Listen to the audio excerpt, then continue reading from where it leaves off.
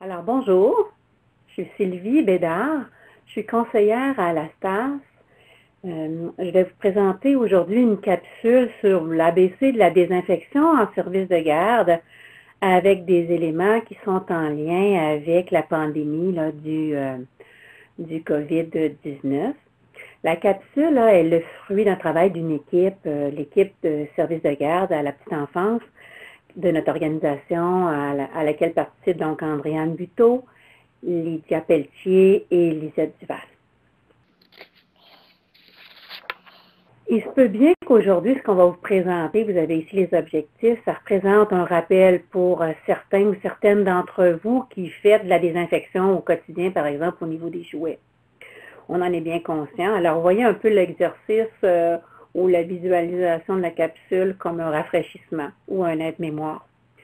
Aujourd'hui, ce qu'on veut, c'est vous sensibiliser à l'importance de prendre les bonnes mesures pour prévenir les infections, connaître les étapes qui mènent à bien désinfecter. On va rapidement voir comment on peut être efficace avec les produits, mais aussi en désinfectant.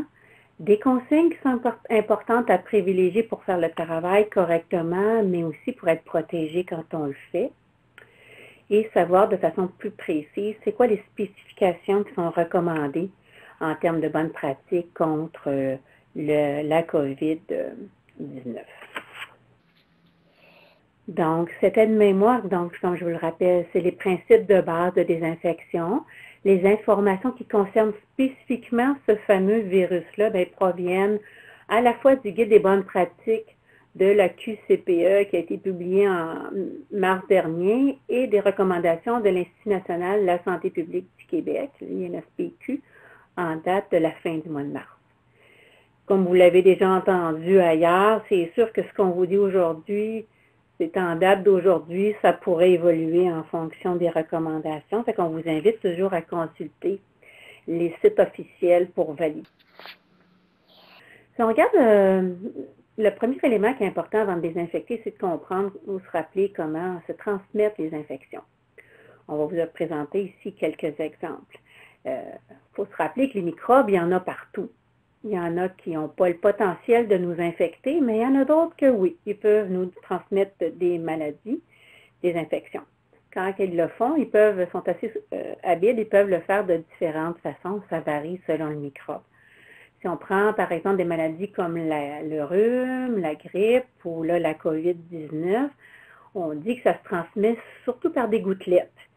Si par exemple quelqu'un qui est atteint éternue, tousse, même des fois quand il parle, il peut nous envoyer des gouttelettes qui ont le potentiel de nous infecter s'ils arrivent à la bonne voie d'entrée de notre corps, qui va être nos muqueuses au niveau donc, de la bouche, des yeux et du nez.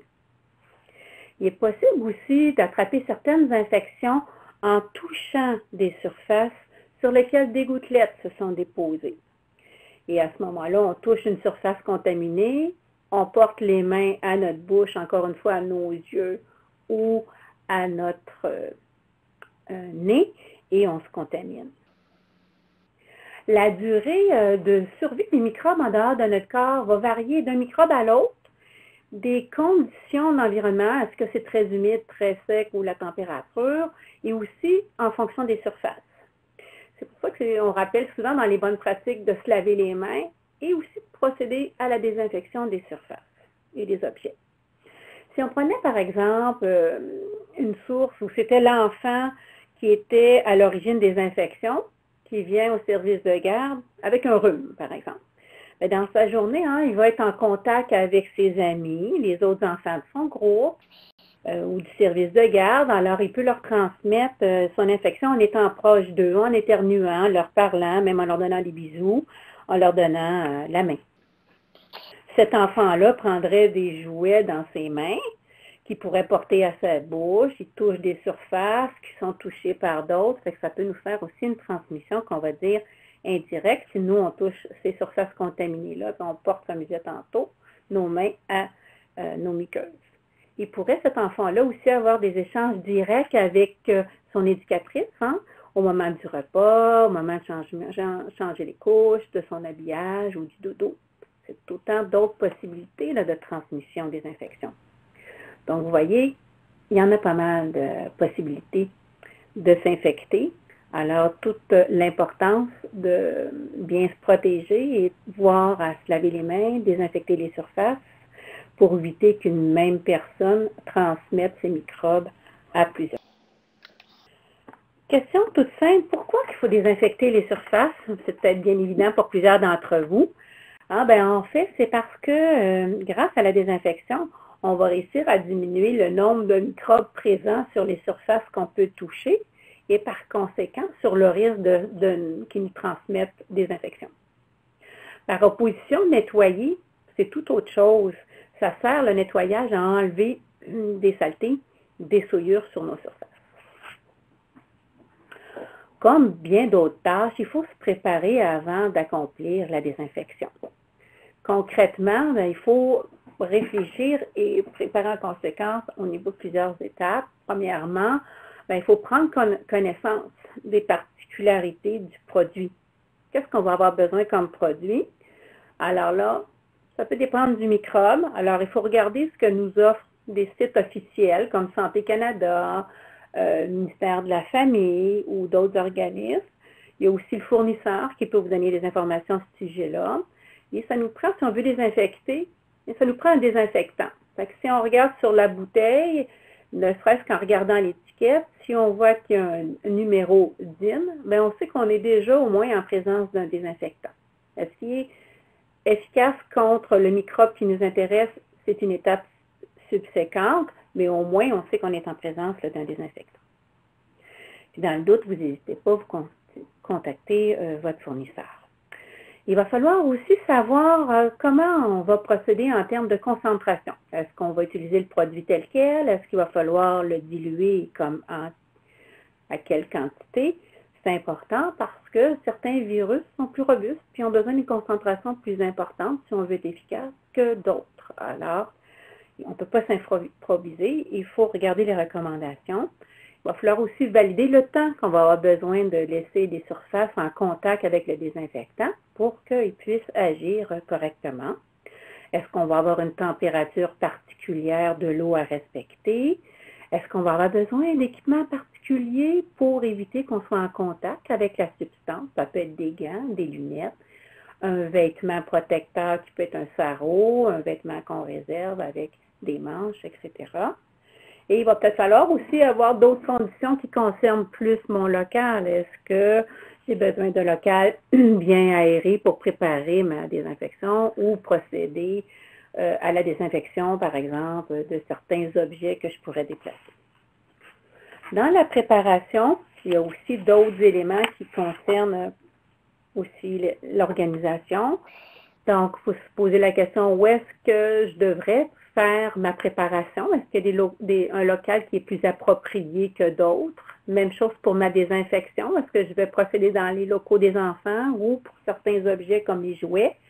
Ça vaut la peine de les déplacer vers un local où j'ai plus d'espace pour déposer et mes pièces souillées, mon matériel en attente de trempage et puis après pour rincer, sécher. Donc, il faut y penser. Est-ce qu'à quel moment je vais le faire dans la journée?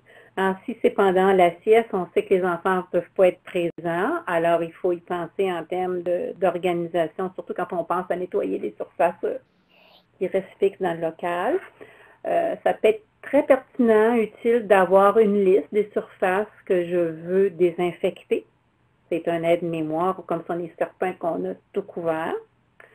Il faut prévoir, bien sûr, le matériel que je vais avoir besoin, autant pour préparer ma solution si je la dilue que pour procéder comme tel à la désinfection. Si j'ai des objets à déplacer, comment je vais le faire? Est-ce que j'ai besoin d'un chariot? Est-ce que je vais avoir beaucoup de portes à ouvrir? Je ne voudrais pas contaminer des surfaces en me déplaçant. Donc, il faut que je réfléchisse, je planifie en conséquence mes déplacements. Quand on passe comme tel aux opérations de désinfecter, il y a un duo inséparable avec désinfection, c'est son ami, le mot nettoyer. Alors, pourquoi? Parce que il y a bien des désinfectants qui sont efficaces ou qui sont plus efficaces s'il n'y a pas de saleté, puis de souillure et de poussière liquide biologique sur la surface qui m'intéresse à désinfecter. Donc, on commence par nettoyer et on procède ensuite à une désinfection qui va vraiment jouer le rôle de détruire les microbes. Il y a certains produits, par contre, qui agissent deux dans un. Alors, il faut vérifier auprès de votre fournisseur. Donc, si on va dans le cœur du sujet, la première étape, quand on parle de nettoyer, désinfecter, c'est de nettoyer. Nettoyer, ça consiste à utiliser un détergent qu'on imprègne dans un linge et qu'on frotte pour nettoyer la surface. C'est préférable à asperger parce que ça nous permet aussi, en frottant, de déloger déjà les souillures, et peut-être aussi quand même les microbes. Dans certains cas, il faut avoir une opération qui s'appelle le rinçage, particulièrement s'il n'y a pas de compatibilité entre mon détergent et puis ma solution désinfectante.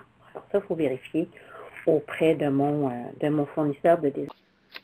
Quand on passe à la troisième opération qui est de désinfecter comme telle, on peut procéder de différentes manières. C'est sûr que si on a un petit objet, il va être pertinent de le faire tremper dans une solution qu'on a préparée de désinfectant, de le frotter, puis de le laisser agir.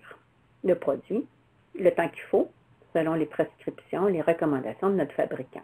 C'est sûr que si on a un objet très gros, ou si on a un évier petit, donc à ce moment-là, on va procéder comme pour la désinfection d'une surface, c'est-à-dire je vais la frotter avec un linge qui est bien imprégné de solution désinfectante.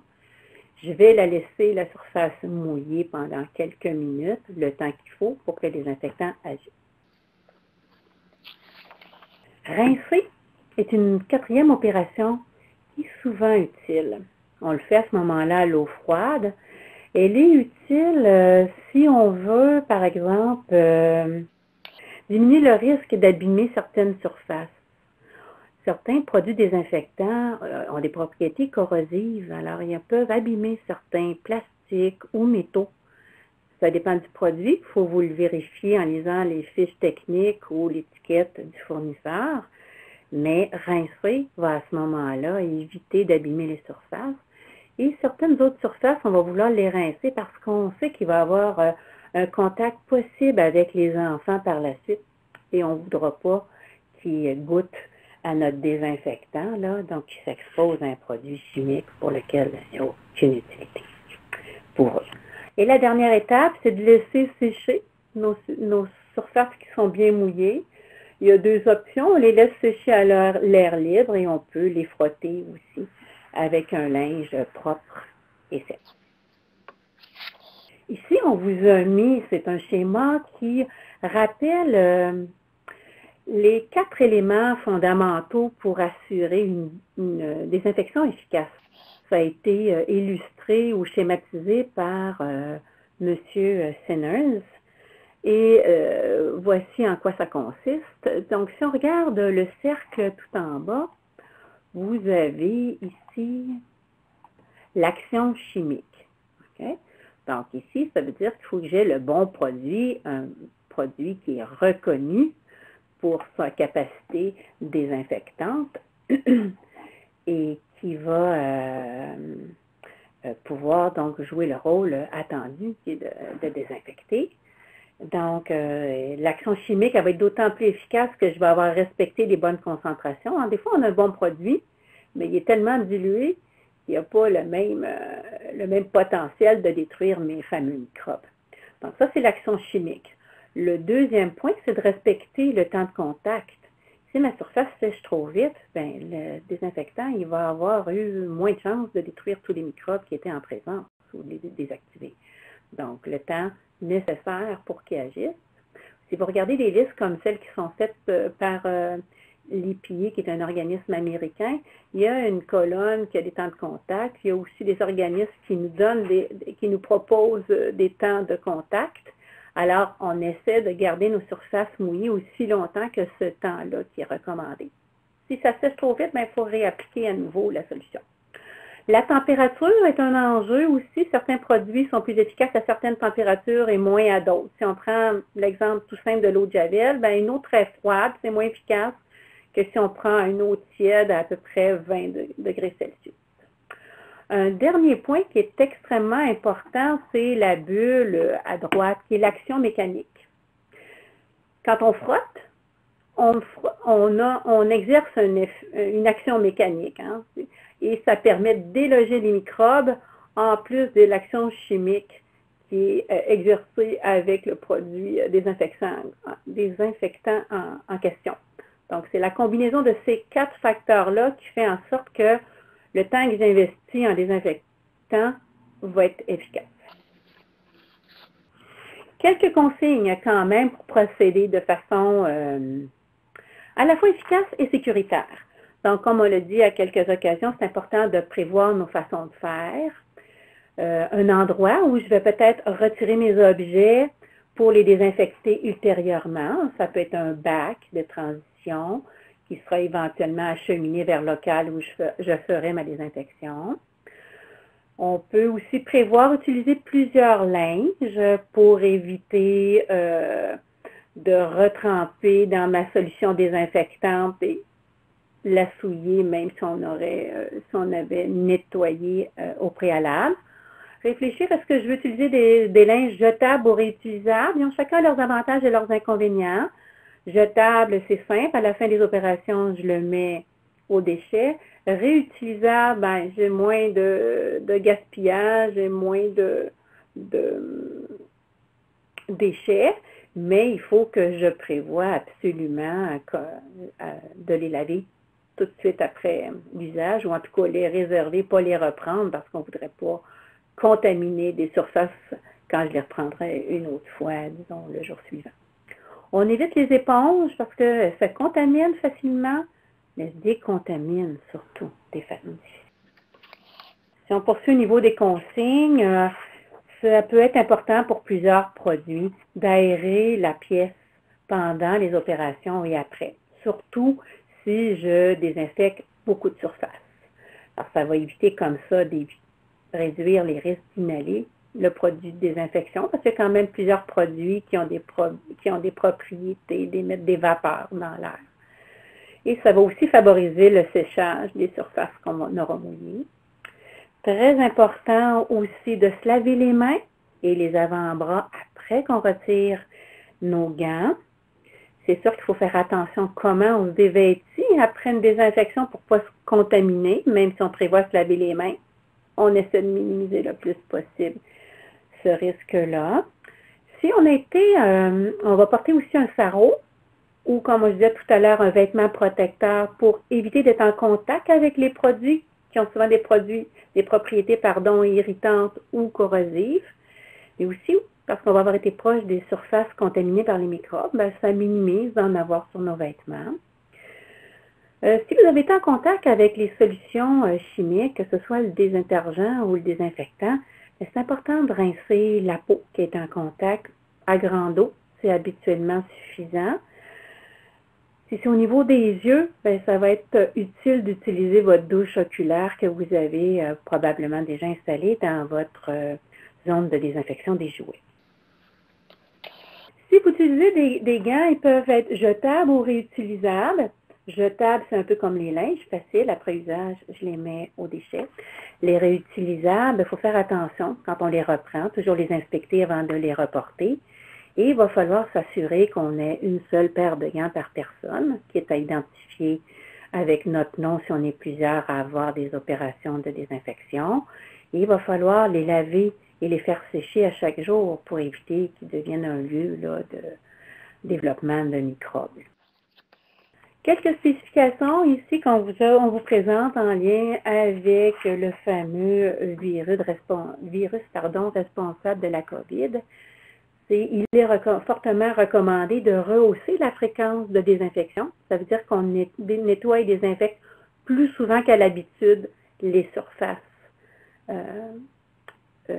hautement touchées et les jouets. Il est pertinent de réfléchir aux jouets qu'on va mettre en contact avec les enfants pendant la période de la pandémie, parce qu'on va vouloir retenir des jouets qui sont faciles à désinfecter, ce qui fait qu'on va mettre de côté la pâte à modeler, la gouache, les peluches, peut-être aussi les costumes qui servent au déguisement, et revoir la quantité de jeux offerts devrait aussi faire partie de votre réflexion pour ajuster à un niveau correct l'ampleur de votre tâche de désinfection. Dans le cas où vous allez peut-être rencontrer un enfant qui va présenter des symptômes pour lesquels l'infection de COVID va être suspectée, bien là, il y a des précautions supplémentaires qui ont été définies. Dès que vous le savez, le local qui a été fréquenté par cet enfant-là devrait être fermé. Vous devriez attendre au moins 3 heures avant de débuter le nettoyage et la désinfection. Juste ça, ça va faire en sorte que le microbe qui est déposé sur les surfaces va avoir été atténué, sinon tué, dépendamment du type de surface. Ça va être déjà assuré qu'on va une meilleure salubrité des lieux quand vous y êtes, et puis à la fin de vos opérations de désinfection, et ouvrir vos fenêtres aussi pour favoriser l'évacuation des microbes qui auraient pu être dans l'air des fameuses gouttelettes de notre virus. Dans les autres spécifications, il faut respecter le temps de contact avec le produit que vous allez utiliser. On l'a dit à plusieurs reprises, référez-vous au fabricant. Si on prend par exemple une eau de javel commerciale qui est souvent de l'ordre du 5 on vous recommande une dilution à 0,5 Ça veut dire pour une partie d'eau de javel, je mets 9 parties d'eau tiède. Et c'est fortement recommandé de la préparer quotidiennement pour vous assurer que vous allez toujours avoir la quantité de chlore suffisante, parce que c'est ça l'agent actif ici, l'hypochlorite de sodium, qui va être actif pour désinfecter les surfaces, de l'avoir toujours en quantité suffisante, en concentration suffisante pour bien tuer le virus. Donc, l'eau de javel, quand on le prépare, on fait attention aux éclaboussures. Et il faut, donc, je vais le préparer quotidiennement. Regardez aussi si vous avez toujours une bouteille dont la date de péremption n'est pas dépassée, parce que sinon, l'efficacité ne sera pas au rendez-vous. Si vous pensez qu'il y a des risques d'éclaboussure, portez des lunettes, en plus des gants et du vêtement protecteur dont on a parlé tout à l'heure. Et quand on parle de vêtements, il est fortement recommandé qu'après la désinfection, vous vous changez et vous les lavez à l'eau chaude. On vous a mis quelques liens pertinents qui sont complémentaires à ce qui a été présenté. D'une part, si vous voulez vérifier si votre produit désinfectant est acceptable, on vous a mis des liens vers Santé Canada et un lien américain. Vous pourrez donc regarder ce qu'il y en est. Si vous voulez utiliser de l'eau de javel, qui est tout à fait adéquate, le ministère de la Famille a publié dans son bye-bye de mars dernier un rappel très utile à ce sujet-là. Donc, je vous encourage à aller le consulter. La STAS a préparé plusieurs documents là, en lien avec la COVID, donc un aide-mémoire sur la désinfection, une nouvelle affiche pour prévenir les infections, donc très utile en complément. La QCPE aussi a publié des guides pratiques. Vous avez des liens pour que ce soit les services de la petite enfance, les responsables des services éducatifs ou pour les bureaux coordonnateurs. Le ministère aussi a un aide-mémoire sur le nettoyage des infections. Ces chapitres 3 et 4 de son guide de la santé et sécurité en service de garde est toujours utile. Et l'INSPQ a donné des grandes règles dans son document qui concerne le nettoyage des surfaces dans les environnements intérieurs. Si vous avez des questions parce qu'on n'y a pas répondu ou des points qui ne sont pas clairs dans la présentation, n'hésitez pas à nous rejoindre. Vous avez ici le lien qui est affiché sur cette diapo. Alors, bonne chance dans vos travaux de désinfection et au plaisir de vous rencontrer ou d'échanger avec vous dans d'autres de nos capsules. Au revoir.